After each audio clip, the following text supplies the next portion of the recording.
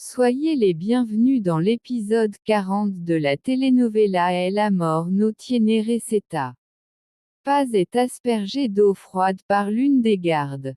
Ginebra dit à son frère que Samara a perdu la mémoire. En apprenant cela, il propose de créer de nouveaux souvenirs chez elle afin qu'elle ne puisse pas se rappeler des mauvais traitements qu'elle a subis auparavant. Il lui raconte aussi qu'Esteban est allé rendre visite à Paz en prison, mais Ginebra n'y accorde pas beaucoup d'importance, considérant que tout est sous contrôle. Il décide alors de changer de sujet et demande à sa sœur si elle n'aime vraiment pas Samara. Ginebra lui assure qu'elle n'a aucun sentiment pour la petite fille et souligne qu'il faudrait bien traiter la fillette car elle sera sous les yeux des journalistes. Esteban et Monito se retrouvent dans le bureau de Castro. Il demande à l'avocat s'il a pu découvrir quelque chose. Cependant, Castro lui répond que rien de ce qu'il a dit n'a de sens, car Ginebra et Moro ont suivi de près l'enquête. Monito raconte qu'il a vu ce qui s'est passé lors de la fusillade et qu'il a aperçu Moro sur les lieux. L'enfant remonte sa chemise et montre un bleu qu'il a reçu à cause d'une balle. Cependant, Castro ne fait pas beaucoup attention à l'enfant et lui assure que cela ne prouve pas l'implication de Moro. En voyant l'attitude de Castro envers le petit, Esteban lui rappelle que la déclaration de Monito devrait être prise en compte.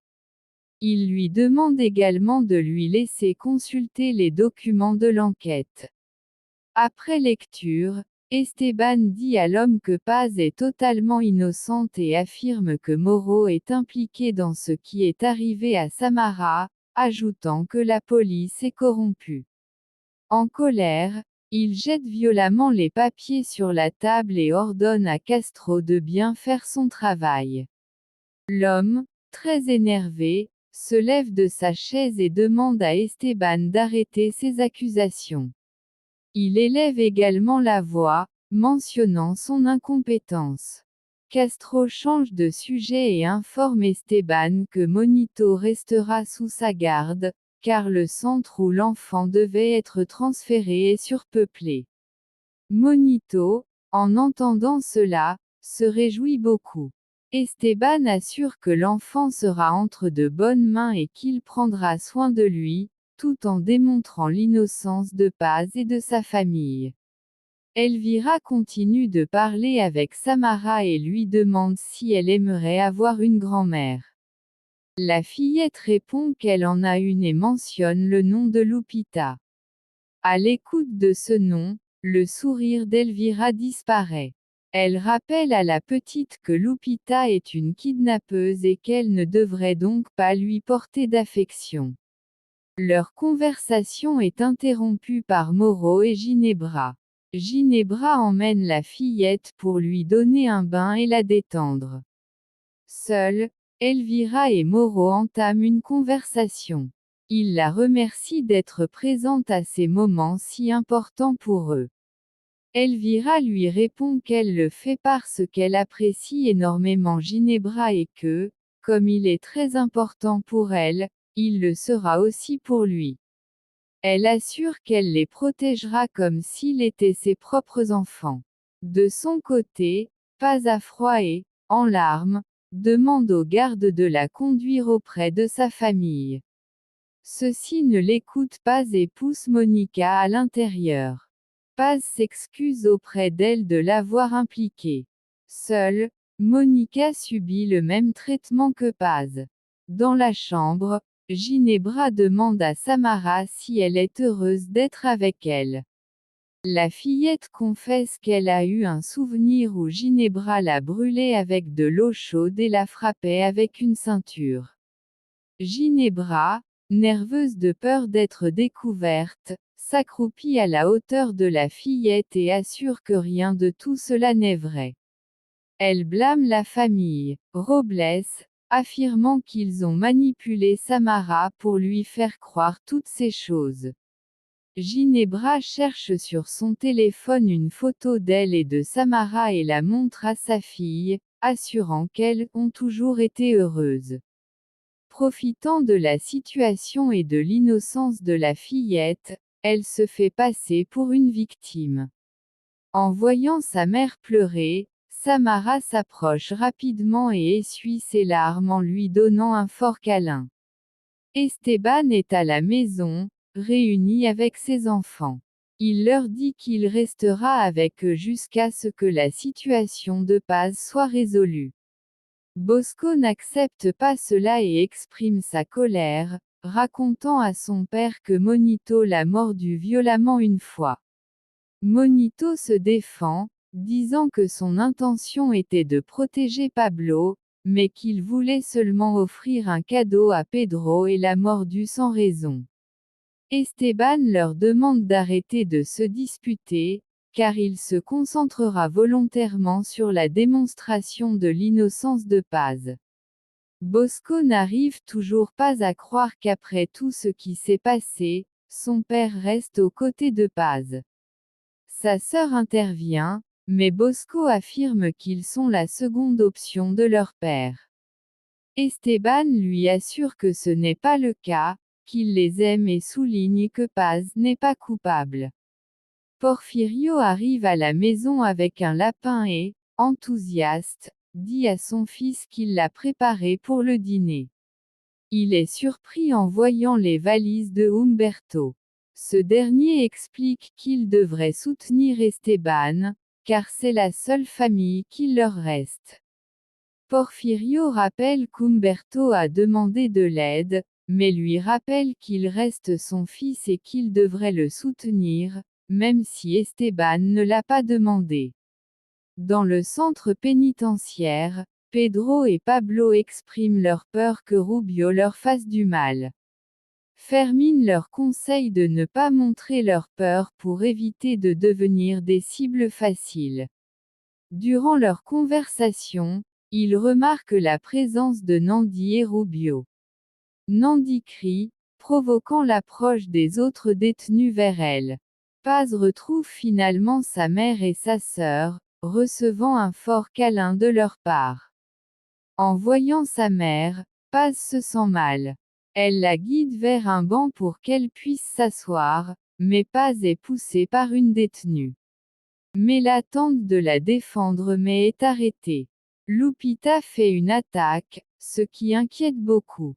Elvira, assise avec Ginebra et Moro, décide de révéler la vérité, mais Esteban arrive et attrape Moro par le col, exigeant qu'il dise toute la vérité. Paz, voyant sa mère en grave état, s'approche de la femme qui l'a poussée et demande de l'aide, affirmant que sa mère a besoin d'un médecin. La femme refuse, disant que des personnes comme elle méritent cela et plus encore. Toutes commencent à se retirer. Paz insiste, mais une garde l'arrête et appelle à l'aide. Ginebra exige qu'Esteban lâche son frère, provoquant une dispute entre eux. Ken intervient et rappelle que Nandi est une femme. Rubio fait des commentaires qui font rire tout le monde. Nandi tente de se défendre mais Kenzo l'arrête. Rubio se rapproche et demande si Kenzo ne fera rien. Kenzo frappe Rubio, mais est arrêté. Rubio clarifie que le combat est entre lui et Kenzo. Kenzo lui inflige une raclée. Les gardes, témoins de la scène, n'interviennent pas. Ferme tente d'arrêter PGO et Salomon, mais PGO donne un coup de pied à Rubio, le rendant inconscient. Les gardes interviennent alors et les séparent, les envoyant en cellule de punition. Moro revient avec un dossier et le donne à Esteban, lui disant qu'il contient tous les enregistrements d'appel. Bien qu'ils continuent de discuter, Esteban demande à Ginebra de retirer la plainte contre Paz et sa famille. Furieuse, elle refuse, espérant que Paz paye pour ce qu'elle a fait. Porfirio prépare le repas à la maison.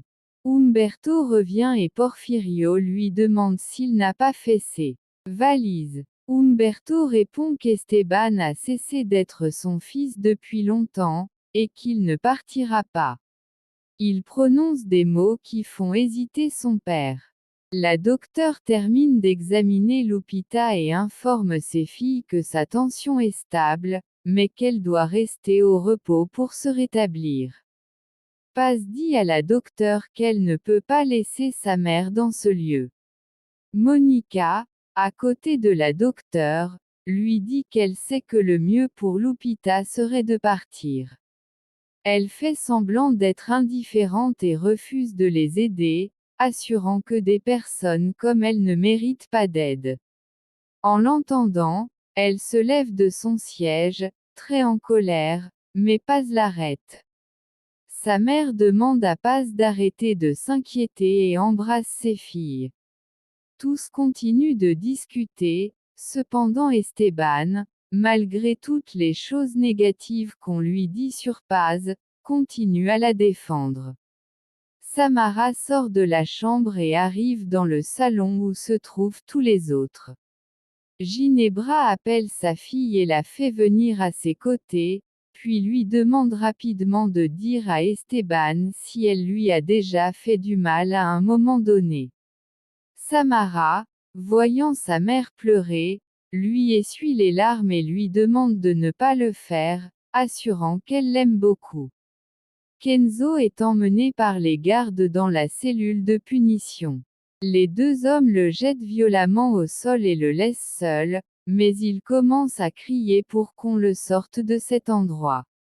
Ginebra demande à Esteban de poser toutes les questions qu'il veut à Samara afin de dissiper ses doutes, cependant le blond n'est pas du tout d'accord, car il ne veut pas que l'enfant revienne sur tout son passé.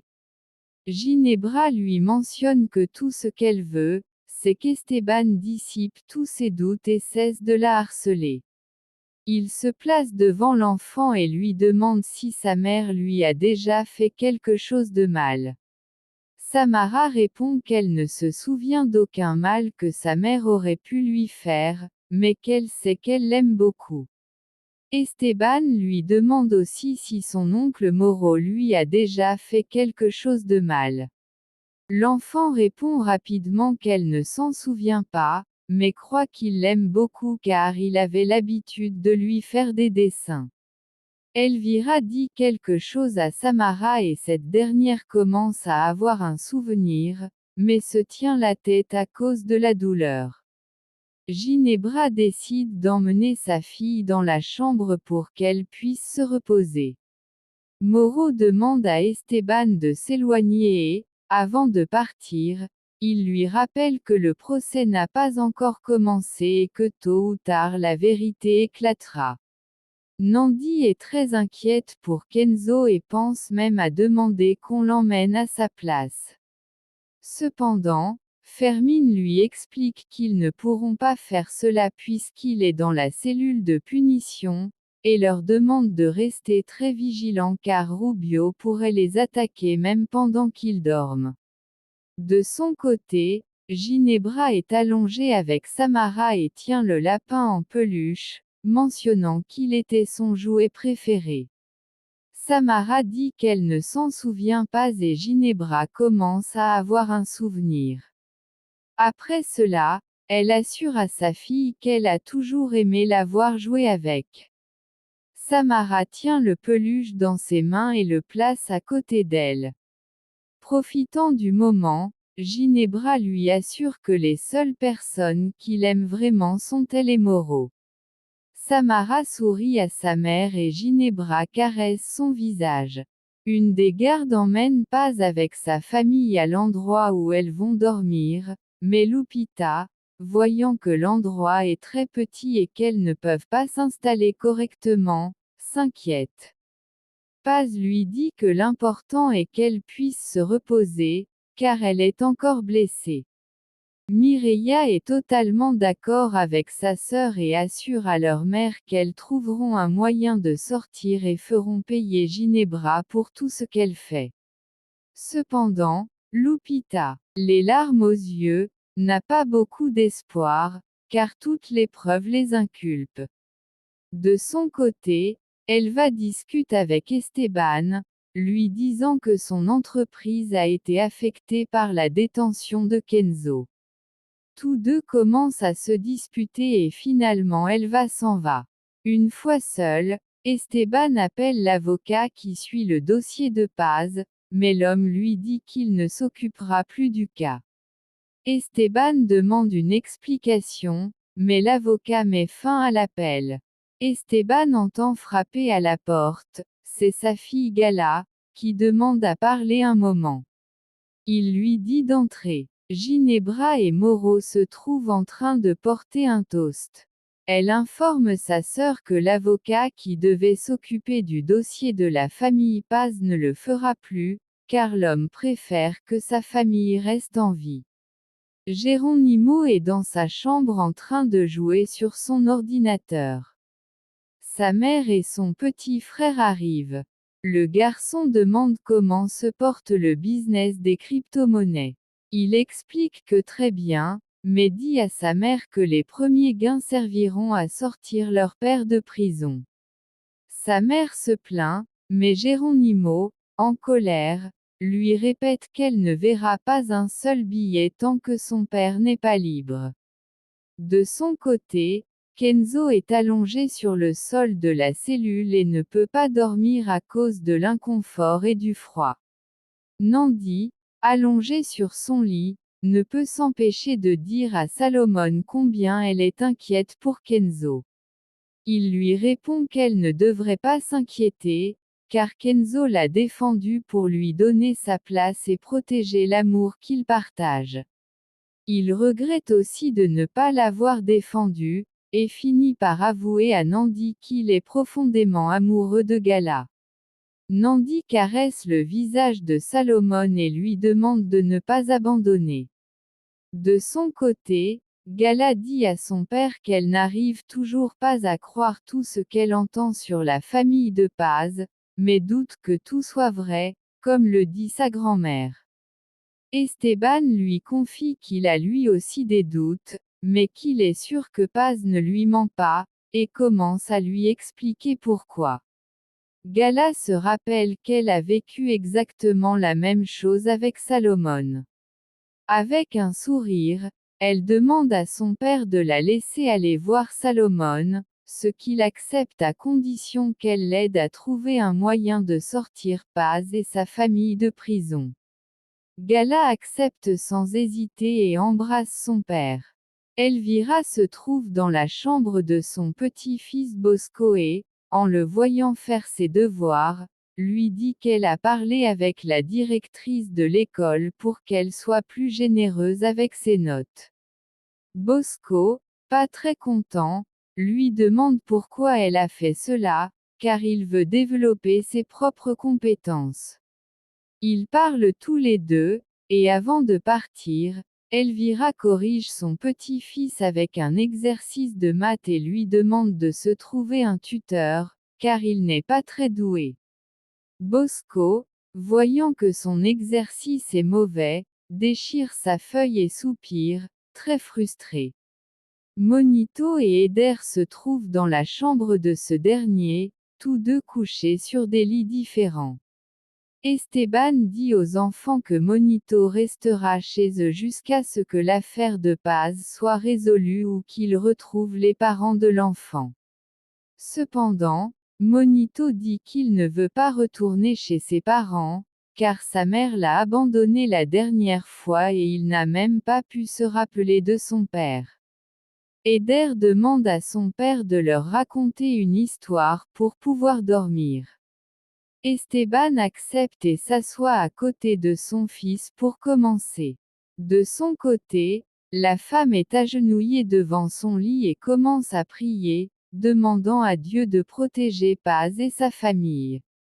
En terminant, elle chante la chanson qu'elle lui a enseignée.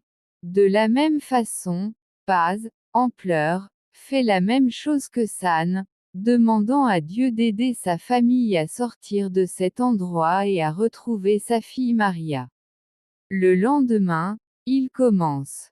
à réveiller les prisonniers. Le garde Albera emmène Salomon avec lui, laissant les autres confus. Esteban est dans son entreprise avec ses 2 enfants. En terminant un appel téléphonique, il leur dit qu'il souhaite leur parler en dehors de la maison. Il leur informe rapidement qu'il ne veut pas qu'ils entendent les choses négatives que leur grand-mère raconte sur Paz et sa famille. À ce moment, l'ex-femme de Kenzo arrive et tente de gifler Esteban, mais il attrape son bras et l'arrête, lui demandant de se contrôler ou il appellera la sécurité pour qu'on la retire. Elle, très en colère, n'y prête pas attention et lui reproche rapidement de n'avoir rien fait pour sortir Kenzo de prison. Nandi marche dans les couloirs, harcelée par des hommes.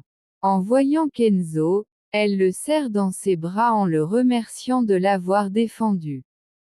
Tous, en voyant cette étreinte, commencent à faire du bruit.